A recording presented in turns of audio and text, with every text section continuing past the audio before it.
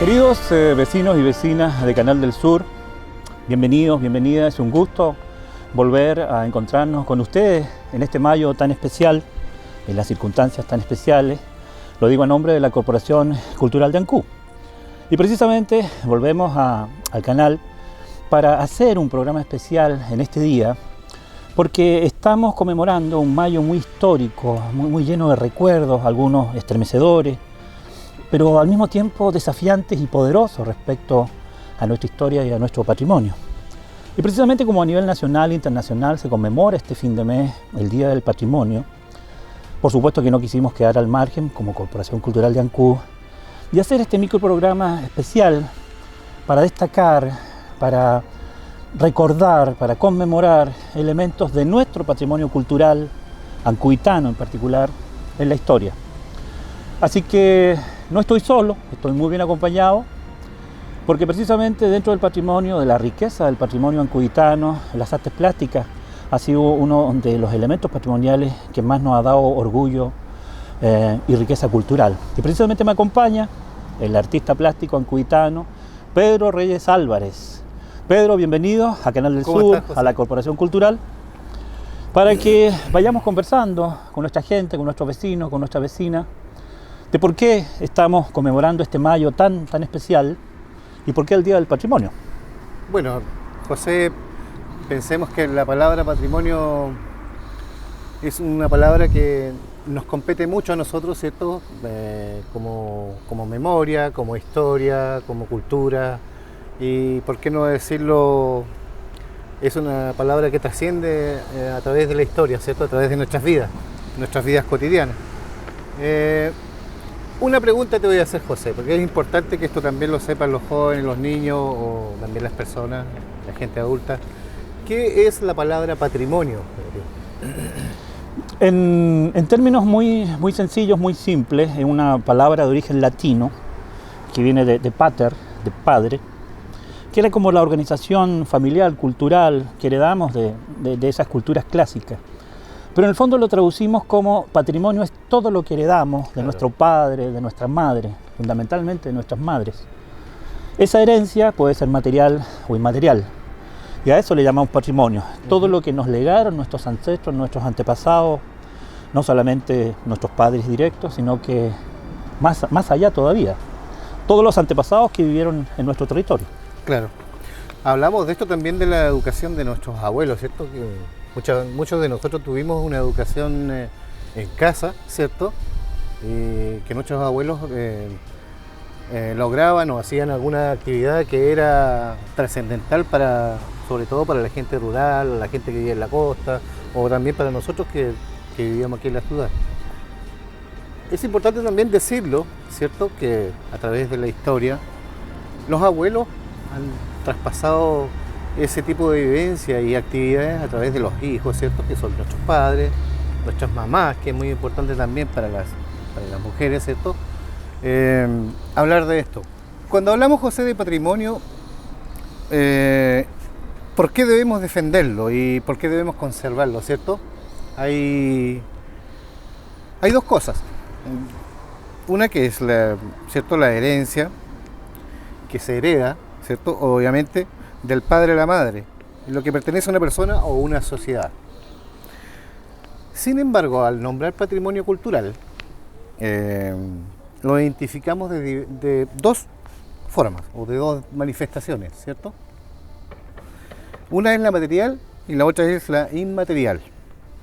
¿Podrías decirnos cuál es la inmaterial? La inmaterial podríamos decir que son todos los saberes, los conocimientos que no se tocan, ahí está lo inmaterial, que heredamos precisamente de nuestros antepasados. En lo inmaterial están esos saberes, esos conocimientos, y lo material es todo lo tangible, lo que se puede tocar, una casa, un monumento, un cañón, incluso hasta objetos cotidianos de casa, pero que ya tienen un valor porque fueron creados por nuestros antepasados, y ese valor es precisamente el que le damos adicional. Intangible, todo lo que son saberes, conocimientos, práctica, y tangible, todo lo que es material, en términos muy sencillos, para que nos acerquemos, para que nuestros vecinos y vecinos sepan ¿Qué podríamos definir, Pedro, como patrimonio histórico-cultural ancuditano, según tu punto de vista? Podemos hablar de las iglesias, ¿cierto? Sí, por supuesto. Tuvimos una iglesia que Sí. era espectacular. No Así no hay que olvidar que era una de las más lindas, ¿cierto? Yo no tuve la dicha de entrar a esa catedral, pero nuestros padres y nuestros tíos tuvieron la oportunidad de ir a una misa en esa catedral. También hay otros edificios, ¿cierto? Que también pueden... Dentro de lo material. Dentro de lo material. Hablamos también de lo histórico, los cañones, ¿cierto? Nuestros fuertes. Y en el tiempo, Pedro, ¿cuándo Ancud, por ejemplo, apareció en la historia como Ancud? Si Bueno, tú recuerdas.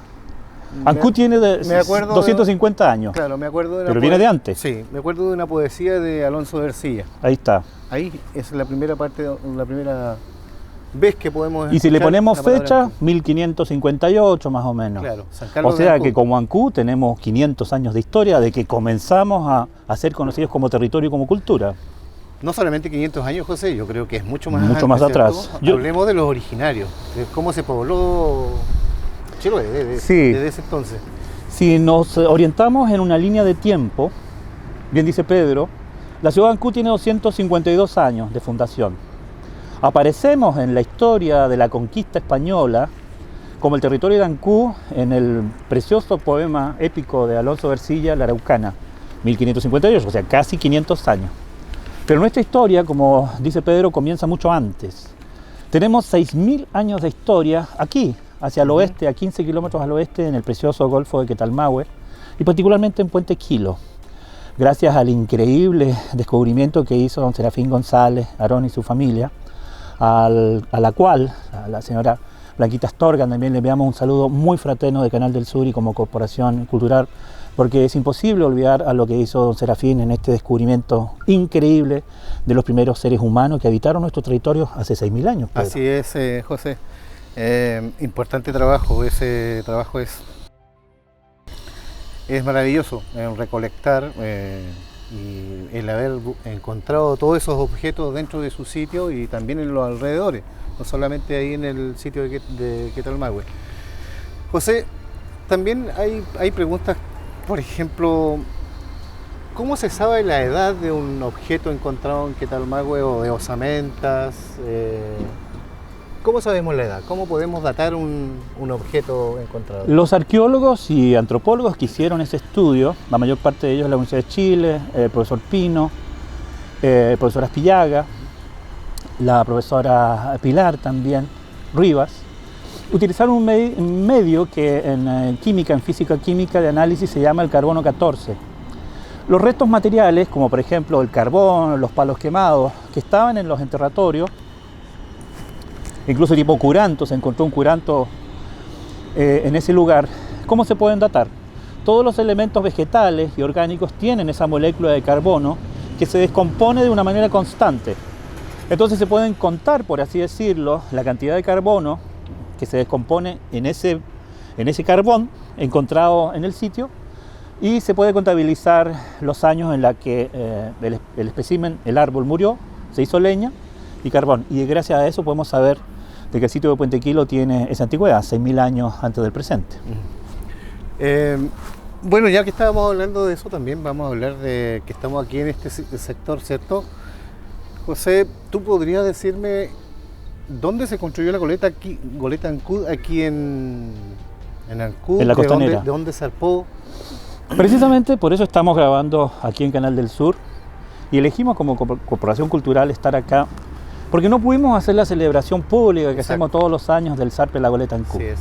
Y lo hicimos con una intención premeditada. Estamos en el lugar exacto que en 1843 existió el varadero, que como todas las zonas litorales de Chiloé, era un lugar habilitado para que las lanchas obviamente vararan, para hacer reparaciones, calafatear sus fondos, hacer reconstrucciones. Y este es el lugar exacto, tenemos planos, fotos y descripciones que nos demuestran que aquí fue construida la goleta Ancud y aquí también fue botada al mar el 22 de mayo de 1843. Por eso estamos aquí. 177 años. Así es, 177 años que no pudimos conmemorar en público, pero sí, como ustedes ven, la memoria de la Ancud está viva porque es un hito trascendental en la historia marítima de Chile. Gracias a Dios, porque unas horas después En el horizonte se asomaba una bandera francesa, ¿cierto? Gracias a Dios y gracias a los ancuditanos y ancuditanas, incluyendo dos bravas mujeres Sí.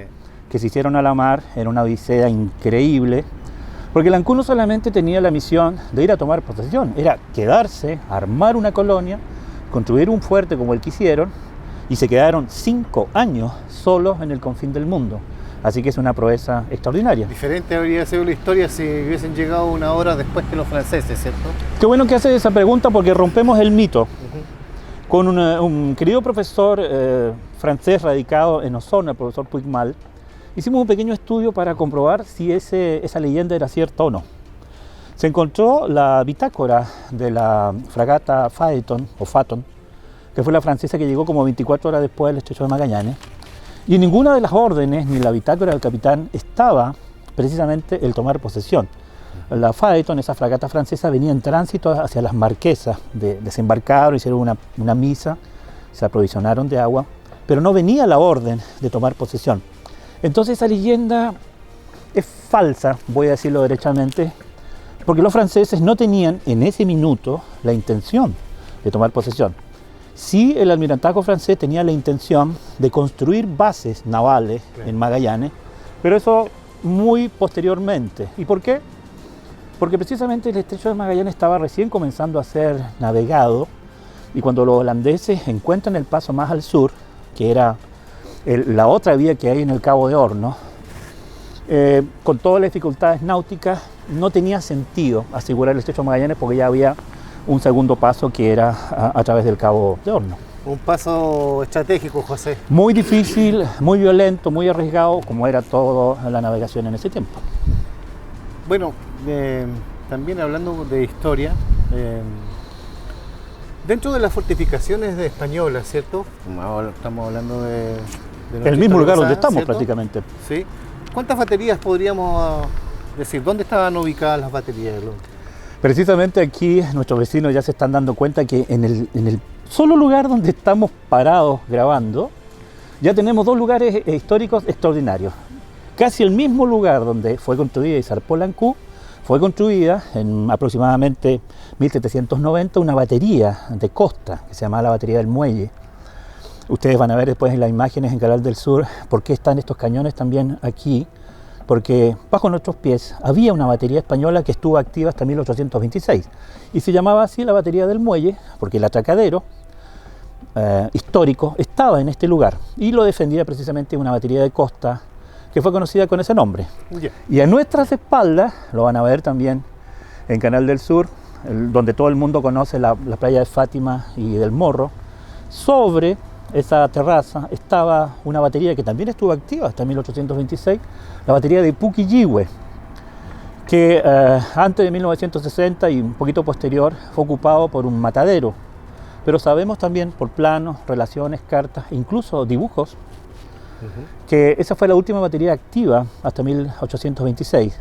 Entonces imagínense, en un solo lugar tenemos 3 monumentos patrimoniales de extraordinario valor para Ancud. Puerto San Antonio. Un poquitito más hacia el norte, así ¿cierto? es.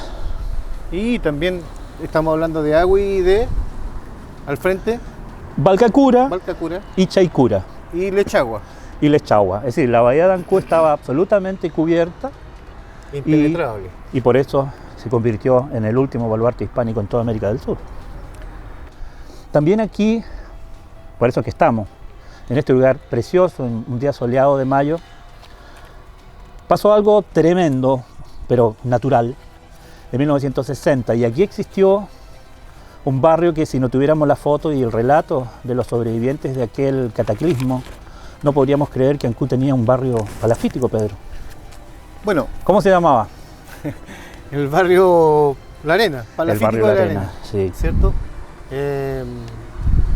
Y está en toda esta avenida, ¿cierto? Salvador Allende. Podemos decir que llegaba hasta Playa Fátima, Así es. ¿cierto? Y por ambos lados, digamos, de esta senda, e incluso hasta 1960, en medio de ella alcanzó a pasar la trochita angosta del ferrocarril que llegaba hasta Lechagua. Sí, En las fotografías anteriores a 1960 podemos ver que era un barrio precioso de gente trabajadora, obrera, con una continuidad arquitectónica que me disculpen nuestros vecinos castreños, pero no tiene comparación a lo que era el barrio La Arena desde el punto de vista arquitectónico, con lo que quedó de los barrios marginales palafíticos de Castro.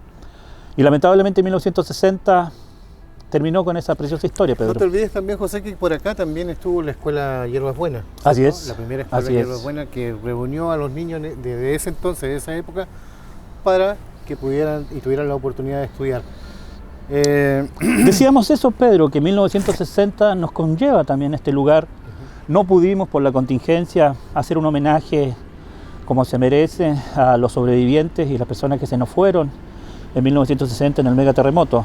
Pero sí están en nuestra memoria, porque fue un evento cataclísmico, Pedro. Háblame de eso, José.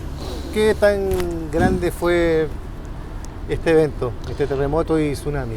Los antiguos huilliches decían que despertó Caicay y Tentembilú fieramente de su sueño milenario. Y los geólogos nos dicen que fue el mayor sismo registrado con instrumentos en el planeta en los últimos 300 años. 9.5 grados en la escala de Richter. No ha sido superado en el mundo, un mega evento ni siquiera en Indonesia ni el 27F de esa magnitud. Y en la otra escala que mide los fenómenos sísmicos, que es Mercalli, llegó al tope, es decir, la escala 12, en la máxima destrucción, cataclismo. Te puedes imaginar lo que eso significó. Y eso explica el por qué el mega tsunami arrasó con el barrio palafítico completo de La Arena y Puerto Bajo. Bueno, fue de aquí, de la gente que salió de este barrio de La Arena, ¿cierto? Fueron ubicados en la fundada Inés de Bazán. Que ellos mismos ocuparon y crearon. Claro, y 22 de mayo. Tu barrio, la 22. Claro. Cruz Roja. Bueno, pero José, no solamente este barrio fue el que sufrió ese tipo de desgracia, sino que también estamos hablando de Puerto Bajo, ¿cierto? La ex línea férrea donde está la casa de patrimonio, que es patrimonial. La casa estación. Exacto. Y ahí sí que es un punto que nuestros vecinos tienen que tener memoria, sobre todo los que viven en Ribera Sur, Puerto Bajo, La Cantera, Pupel de Bajo. En 1960 la densidad poblacional de esos sectores era 100 veces, voy a adelantar un número, aventurar un número, muchas veces inferior al que tenemos ahora. Es decir, la cantidad de población que existe bajo la cota de 30 metros en Puerto Bajo hace que precisamente todo ese sector del estuario del Puerto esté en la zona de mayor riesgo tsunámico. Esto no es para asustar, sino más bien para que nuestros vecinos estén informándose permanentemente, le pregunten a los sobrevivientes cómo fue, tengamos planes de contingencia por si tenemos una alerta de tsunami o de sismo violento, para que no corramos los riesgos, porque el mega tsunami, el mega terremoto va a volver. Sí. El tema es que no sabemos cuándo, pero sí tenemos que estar preparados y para eso la historia es fundamental. Lo que tú me preguntabas de la casa estación. El tren de Chiloé es uno de estos patrimonios más ricos y lamentablemente fue destruido en 1960, a pesar de que fue conservado por los trabajadores hasta el último día. La casa estación está ocupada por una familia posterior a 1960, pero sigue siendo un bien fiscal. Claro. Y ahí como comunidad tenemos un desafío. Es el único vestigio material que queda en la casona de la estación de la increíble historia del ferrocarril de Chiloé, que funcionó entre 1912 y 1960 aproximadamente en Chancuy Castro, con muchas estaciones entre medio, tenía una vida muy activa, muy bullente, y es lo único que nos queda, y ese es el desafío. Claro. Sigue siendo un bien fiscal, y esperemos lo más pronto posible poder recuperarlo para el uso público como lo que tiene que ser, un museo de sitio. Claro. José, ya que estamos hablando de pérdidas inmateriales, ahora me gustaría hablar sobre la escuela normal, ¿cierto? Y el edificio consistorial, que es la municipalidad ahora. ¿Podemos decir que esos dos edificios también pasan a ser parte de nuestro patrimonio? Así es, así es.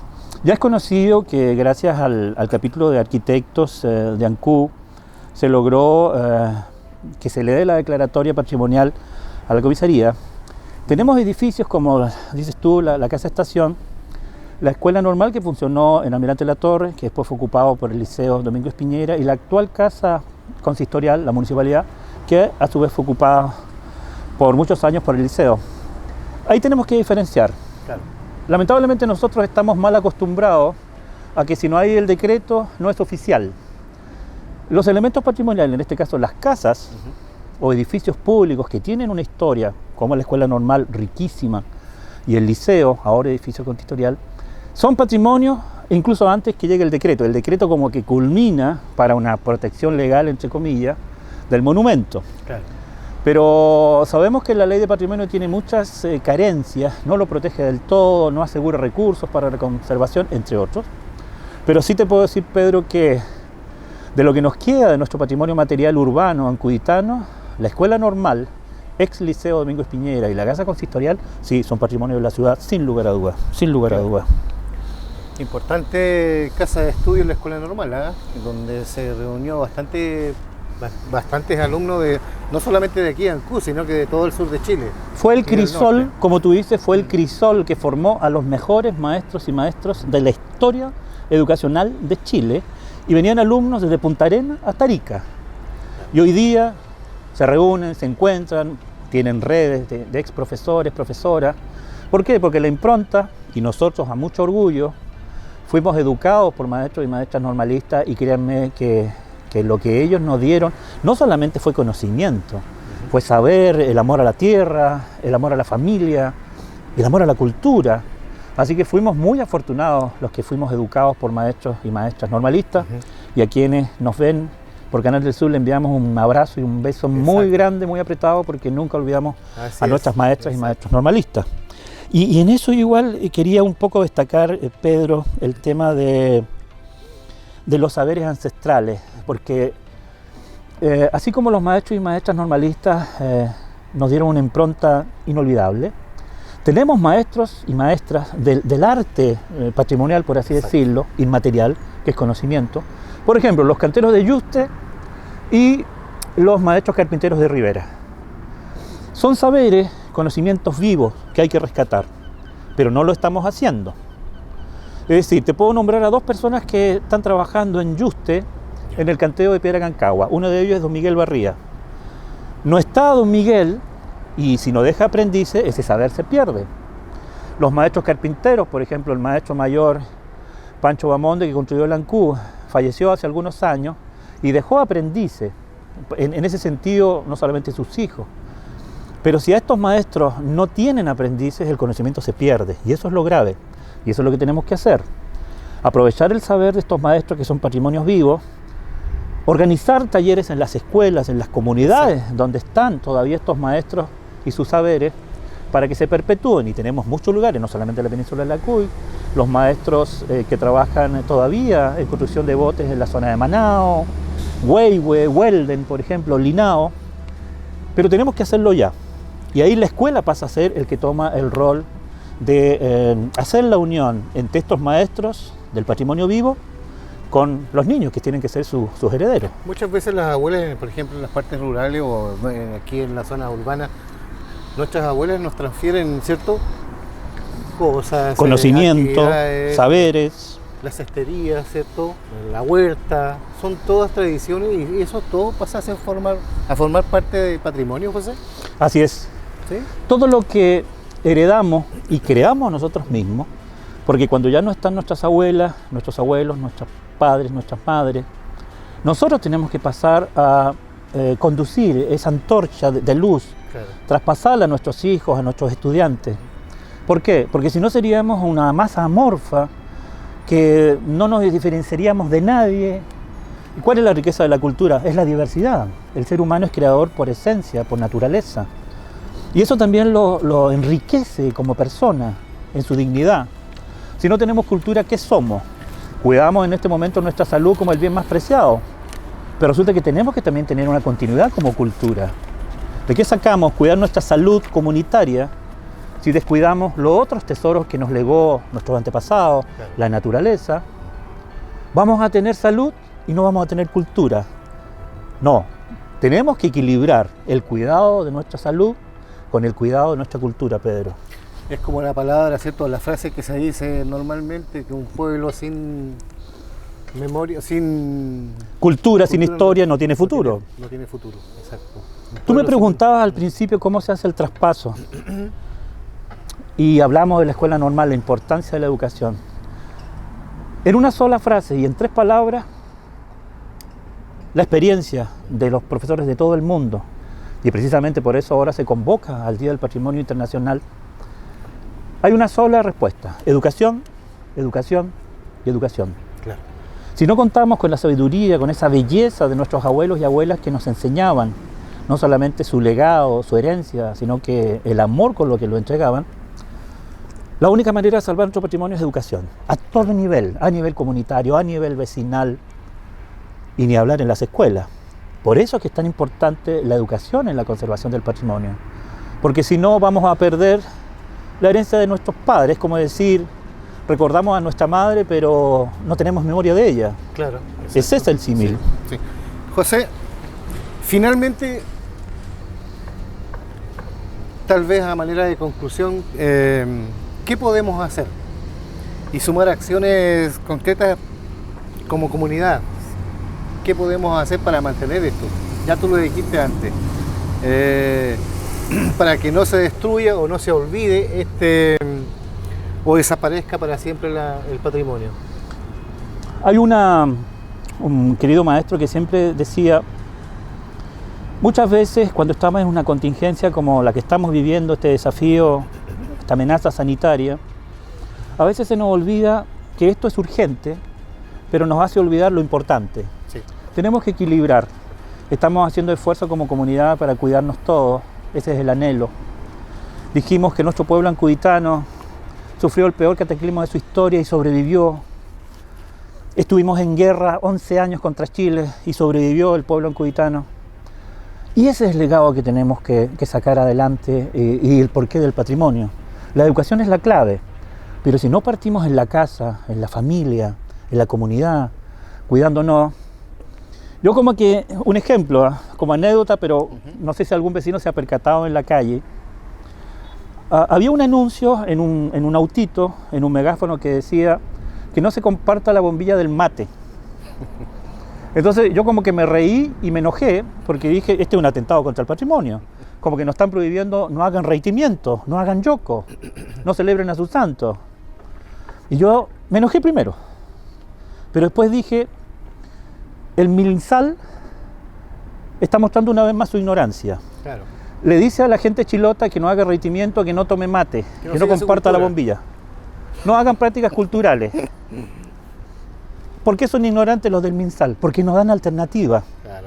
Si nos dicen no tomemos mate, no compartamos la bombilla, el MinSal debería estudiar, aprender, educarse, porque son unos incultos desde el punto de vista cultural, y decir, no comparta la bombilla, pero prepare mate cocido. Exacto. Que es una forma de tomar mate en taza, en tazón, sin compartir la bombilla. No hagan el reite. No hagan el reite.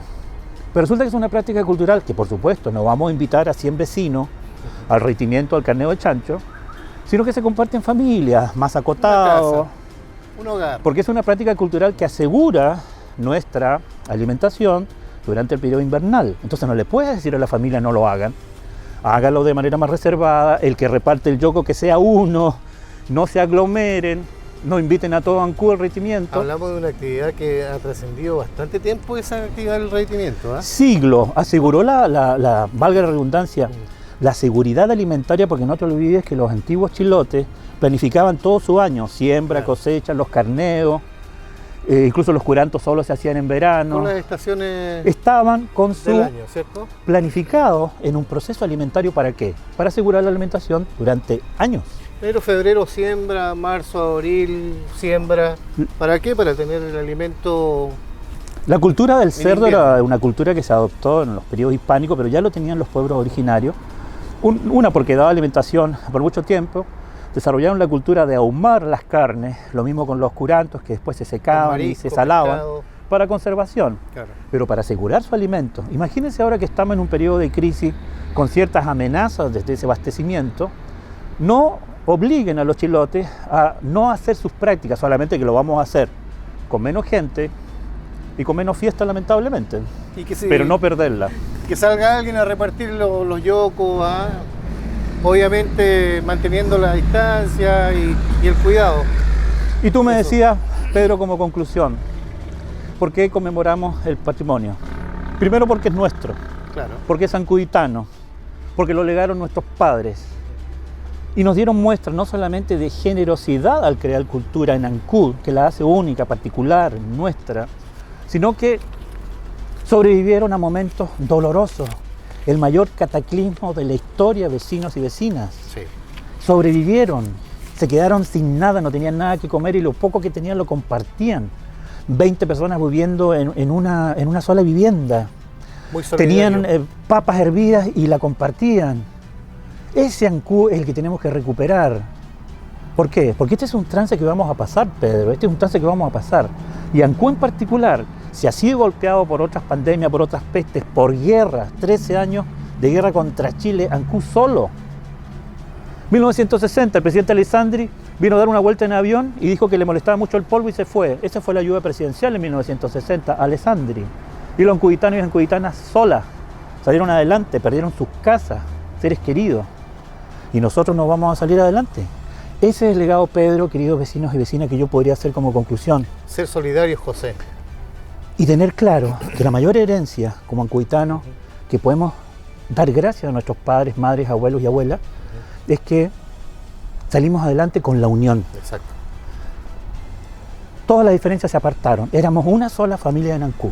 Salimos adelante en nuestra historia y lo volvemos a salir. Por eso, Pedro, te quiero dar las gracias a nombre de Gracias Canal a del ti, Sur, José. de Canal, y sobre todo de la Cooperación Cultural, porque es nuestro deber en estos momentos de cierto agobio recordar vecinos.